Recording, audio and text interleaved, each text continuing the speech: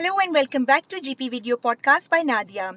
So as you guys know that we are talking about osteoporosis, which is the weakening of the bone or reduction in bone mineral density or reduction of the bone mass, which leads to the bones being fragile and then more prone to have fractures.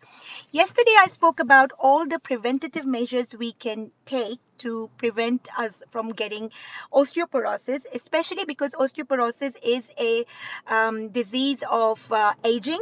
So after 50, most of us are very much prone to get it. So what are the preventative measures that we can take to prevent that? Last half of my video, I made a 9 minutes video yesterday, and the last half of my video, for some reason, was muted. There was no voice. So I would like to repeat that last part that you guys have missed. So what were the preventative measures that we spoke about yesterday? Number one was nutrition. In nutrition, you have to have enough calories, enough proteins, and enough calcium.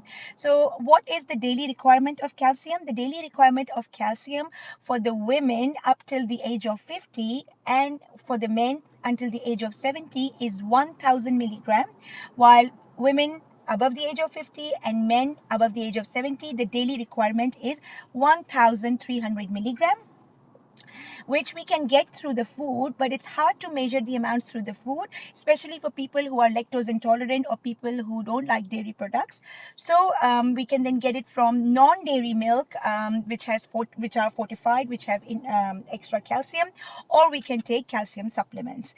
Then we have got vitamin D. Vitamin D is very little in the diet, but usually it's derived from sun exposure, which is getting less and less in Australia because we are more cognizant about the sun exposure related skin cancers. So for that, we need to do our vitamin D levels, and if we are deficient, supplementing it through vitamin D supplements.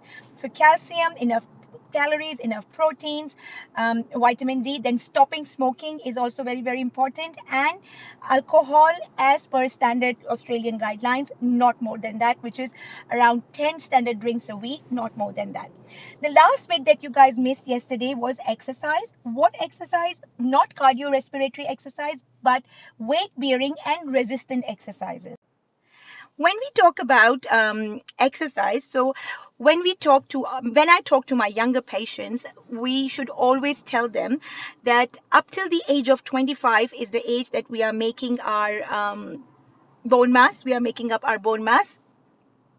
So all the exercises like running, jumping, climbing, these all means that we are loading our bones. We are loading our bones, and to that, bone responds by increasing the bone mass.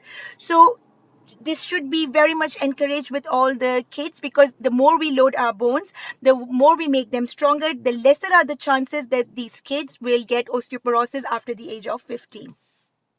So for other people who are above the age of 25, weight bearing and resistance exercises like squatting, like pushing against the wall, and all of these simple exercises could be very important. Then there are, according to the Australian guidelines, 2 resistance sessions throughout the week is very important. Who can guide you better? You can go on the website, have a look at the Healthy Bones Australia, where there are weight bearing and resistance exercise options given to you. Then the 2 most important people could be a physiotherapist or an exercise physiologist, or if people who have personal trainers, especially for the people who have never exercised that much. So starting off, what should be the starting off point so that you don't get fatigued, and then how can you increase the amount.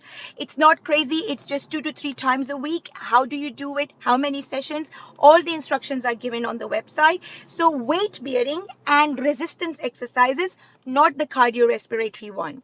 So this was all about osteoporosis, because osteoporosis means fragile bones leading to bone fractures. Bone fractures meaning disability, and disability means death.